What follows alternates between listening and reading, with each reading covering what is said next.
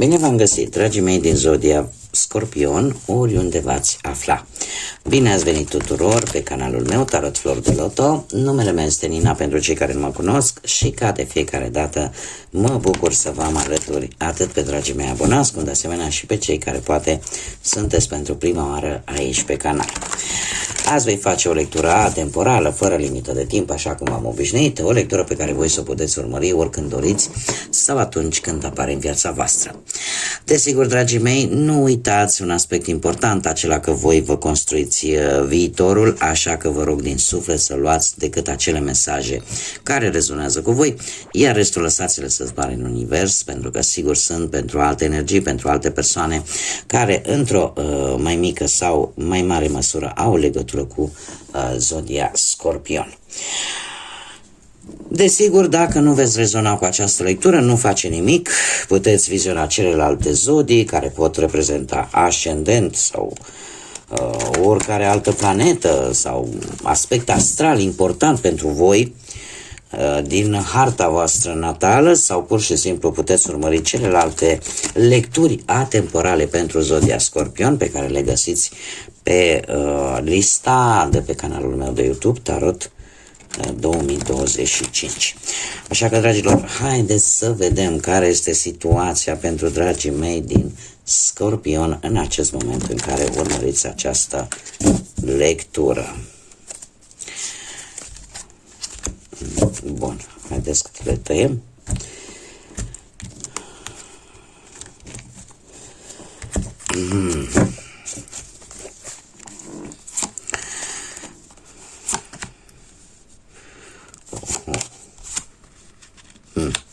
Dragilor, ați traversat o perioadă,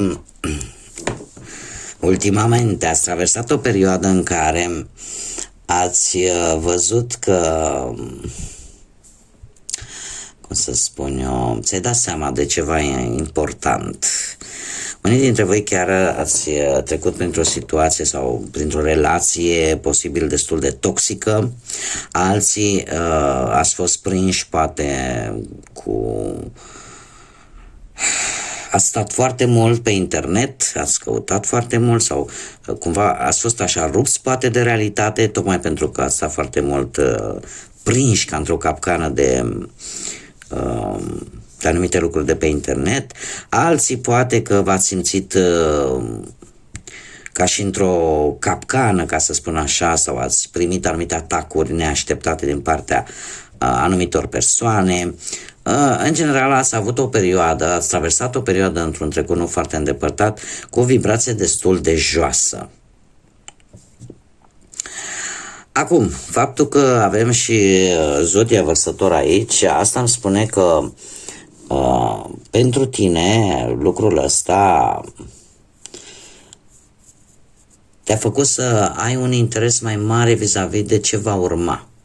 Și e posibil ca unii dintre voi chiar să fi încercat poate să descoperiți anumite informații despre un viitor foarte apropiat, cam ce se poate întâmpla. În acest moment, unii dintre voi chiar la propriu se pot confrunta cu anumite dureri de cap, migrene, din cauza unor conflicte iscate posibil indiferent de ce plan al vieții vorbim, că e în familie, că e la muncă, că e pe bani, că indiferent, probabil că ați avut o perioadă în care ați traversat prin situații tensionate, situații conflictuale sau pur și simplu ați avut o problemă de sănătate în care partea asta, autoimunitatea voastră a fost destul de scăzută. Sau mai putem vorbi de anumite semnale pe care propriul vostru corp vi le-au dat și care cauza lor cumva v-a făcut să mergeți poate la un medic, da? Corpul când are câte o problemă dă semnale, că vrem noi să le vedem sau nu, deja e decizia fiecăruia dintre noi. Faptul că avem și Zodia Fecioară aici, asta îmi zice că ați acordat și poate unii dintre voi și în acest moment acordați atenție mai mare la detalii și la... Eu aș zice că unii chiar ar trebui să acordați mai multă atenție la ceea ce ține de propriul vostru corp și în special partea abdomenului. Da? Partea abdomenului, nu știu, poate eu în general nu fac lecturi despre sănătate, dar atunci când îmi apare câte o carte, cum este cazul aici, fac datoria și vă spun. Da? Poate să fie legat ceva de abdomen, da? De ce ține de intestine, apendic, da? Zona asta. Într-un viitor nu foarte îndepărtat avem un doi de și zodia Rac, doiul care îmi spune că într-adevăr e posibil să fii un pic, să ai parte așa de o necesitate mai acută de a avea pe cineva lângă voi într-un anume moment și să vrei să fie, nu știu, să urcă să, mai ales că avem și zodia Rac, care este o altă zodie de apă, la fel ca și tine, nu știu, să simți nevoia de a avea pe cineva alături, că e din familie, că e cineva iubit, cineva pe care tu simți nevoia să-l ai lângă tine în următoarea perioadă. Poate, nu pentru toți poate să fie așa, dar dacă nu este mamă, poate să fie un copil, cineva de care tu ești atașat foarte tare. Și se pare că într-adevăr vei avea o comunicare în următoarea perioadă foarte, foarte bună, aș spune. E ceva legat chiar de chakra gâtului, care îmi spune că e ca și cum parcă ruga ți este ascultată, pentru că va exista o conexiune foarte importantă între voi și o persoană dragă vouă. Cum de asemenea, tot aceeași carte îmi spune că e posibil ca o veste, o știre, o informație, un apel pentru voi să fie foarte important într-o anumită situație.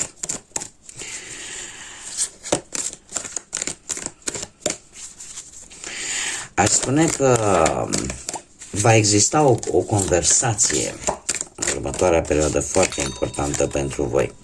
Haideți să mergem mai departe și să vedem pe plan profesional ce vine pentru voi, dragilor.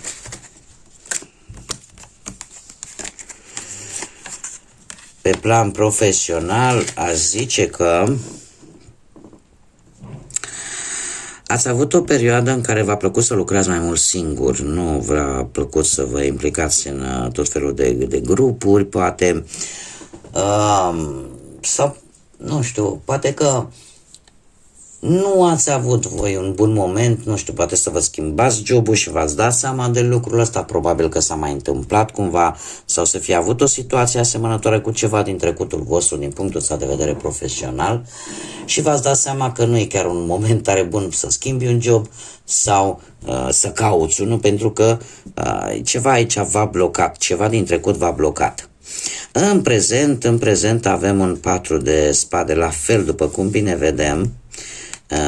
Dragilor, mare atenție cu sănătatea, nu răspundeți în momentul în care organismul vă trimite semnale, luați măsuri, nu lăsați, pentru că el știe de ce vi le trimite și voi aveți capacitatea de a vă reface, dar nu lăsați ca lucrurile să ajungă într-un stadiu în care să fie greu de rezolvat. Există aici o epuizare, sau e posibil chiar legat de muncă, vorbim, poate vreun concediu medical, unii dintre voi să simțiți nevoia, poate să cereți un concediu medical, sau pur și simplu munca asta să vă doboare și cu 4 ăsta de spade aici spune că ar trebui să vă luați o mică vacanță, sau poate chiar v-ați luat o mică vacanță pentru o odihnă, sau poate că există o anumită situație în viața voastră profesională care necesită încă puțină răbdare, da? Care parcă ceva nu se rezolvă. Acum, avem nebunul care vorbește de noi începuturi pe plan profesional și se pare că există în acest moment pentru mulți dintre voi acea stare apatică, acea stare de, știi, eu vreau să fac altceva decât am făcut până acum, vreau să ai idei foarte mari, e adevărat, cu niște riscuri care implică anumite riscuri, cumva ele nu vor fi chiar așa bine aprobate de ceilalți, dar tu ești foarte vizionar, vezi lucrurile într-o manieră care pentru alții poate i-ar speria. Dar ești hotărât cumva să începi ceva nou din punct de vedere profesional. Acum, pe partea banilor,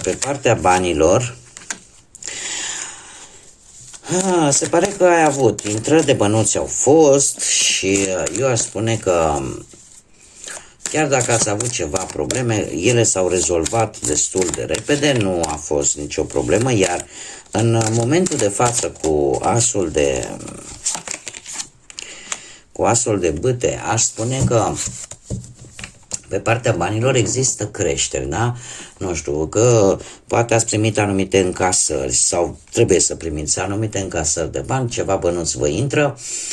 Unii dintre voi ar spune că chiar pot primi bani din anumite premii, poate bonusuri.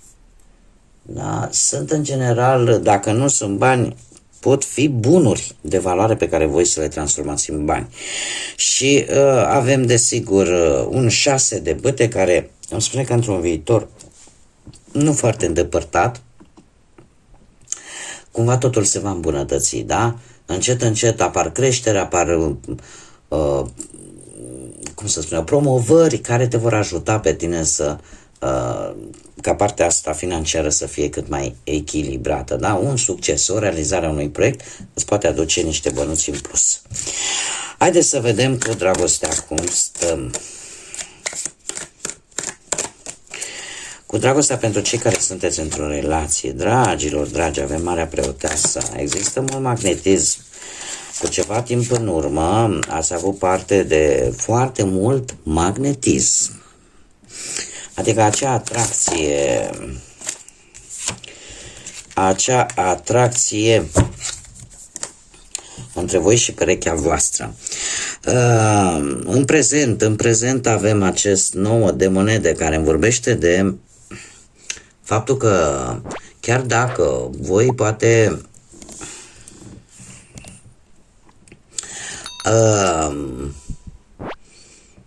poate v-ați gândit unii dintre voi v-ați gândit la o schimbare, alții există înțelegere în relație, există iubire și e posibil să existe și intenția de a face o călătorie, poate în doi, într-un anumit loc. Avem un 3 de cupe care îmi spune că într-un viitor apropiat cu acest 3 de cupe, dragilor, trebuie să vă zic că pentru unii dintre voi e posibil să vină o propunere. E posibil să vină o propunere chiar de căsătorie pentru cei care încă nu au oficializat relația cu acest 3 de cupe. Și eu aș spune că asta se va face cumva într-o călătorie în doi. Sau, dacă nu vorbim, dacă nu toată lumea este deja căsătorită oficial, pur și simplu o distracție în doi.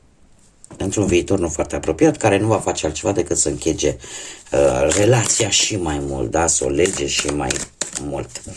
Haideți să vedem pentru cei care sunteți singurei. Dragilor, cei care sunteți singurei, aici avem moartea care vă și reprezintă ca și zodie, da? Reprezintă zodia Scorpionului. Dragilor, voi ați trecut, tocmai ce ați trecut, toți cei care poate sunteți singuri în urma, nu știu, a văduviei, poate din păcate, sau a unui divorț, sau pur și simplu a unei separări, sau poate pur și simplu nu v-ați găsit voi până acum jumătatea, deci pentru voi este această parte a lecturii, cei care sunteți singuri. Avem moartea care cu zodia voastră îmi spune că tocmai ce ați trecut de o transformare, ați trecut de un sfârșit și sunteți pregătiți pentru un nou început, e posibil poate chiar cineva nou să apară în viața voastră. Nu știu dacă este neapărat legat de locul în care voi lucrați, dar este cineva nou care într-adevăr, mie mi-arată că ar avea șanse să devină o nouă relație, totuși este cineva dintr-o zodie de aer, Gemeni, Balanță sau Vărsător, din câte văd eu aici, un personaj care încă este prins într-o lume, este un pic mai complicat, este prins într-o lume care nu are nicio legătură cu realitatea.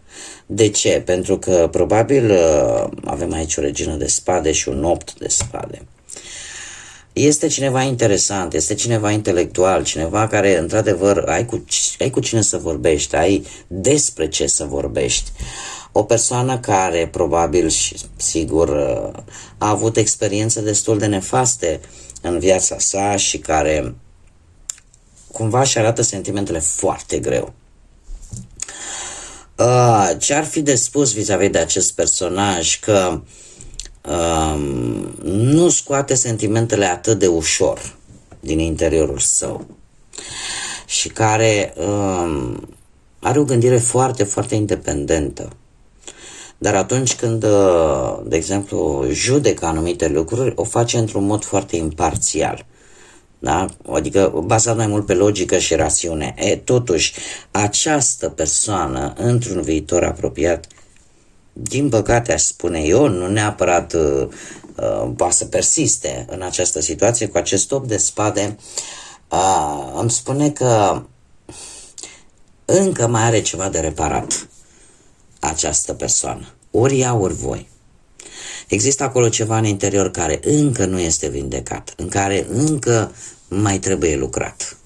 Pentru că dacă fiecare dintre noi nu reparăm sau nu începem acest proces de vindecare internă, este foarte complicat să ceri unei alte persoane să o facă. Dacă tu deja nu o începi. Da? Asta înseamnă să ai voință și să vrei să faci acest lucru. Da? Deci aici trebuie să vă spun că ori voi, ori persoana care vă interesează pe voi, mai aveți ceva de vindecat. Există acolo lucruri care nu și-au găsit voi ce-a sărit cartea. Nu și-au găsit încă vindecarea totală. Mesajul pentru voi, dragilor, din Scorpion, acest univers nemărginit, îmi spune că trebuie încă să exploreze acele teritorii încă necunoscute și în felul ăsta vei descoperi noi posibilități. E practic un îndemn de a nu te lăsa și de a căuta în continuare, pentru că această transformare pe care noi am văzut-o aici este o transformare profundă și faptul că ești îndemnat să mergi înainte, să descoperi lucruri noi, să fii aventuros, să-ți dai seama că nu cerul este limita și că ai potențial, este exact, cred eu, mesajul cel mai bun de care ai nevoie în acest moment. Da, adică să nu te oprești. Asta înseamnă cineva care s-a oprit la jumătatea drumului și nu mai vrea să continue, e ca și cum ar renunța. Ar renunța la luptă. Și mai poate să fie de asemenea și un indicativ care să vă spună, știi, te așteaptă. Te așteaptă o multitudine de oportunități pe care unele dintre ele poate chiar nici nu le-ai avut până acum. Sau nu au apărut până în viața ta. Situații noi, șanse noi. Bun, dragilor, aceasta a fost lectura pentru voi. Eu vă mulțumesc din suflet pentru tot aportul vostru, în special pentru dragii mei abonați, toți cei care prin atitudinea și micile voastre gesturi, acelea de a da un like, de a lăsa un comentariu, de a distribui, vă aduceți aportul și sprijinul în dezvoltarea acestui canal, așa că mii de mulțumiri tuturor. De asemenea, vă îndemn pe toți cei care încă nu v-ați abonat, dacă v-a plăcut, dacă vreți să mai vedeți acest gen de lecturi, vă invit cu mare drag să vă abonați. Eu vă aștept cu mare drag aici, este gratuit, la fel ca tot de altfel. Și până data viitoare, când ne vom reîntâlni, numai bine vă doresc, multă energie pozitivă și, desigur, multă lumină, atât în suflete cât și în gânduri. Până la următoarea lectură, ca de obicei, să fiți iubiți, dragilor!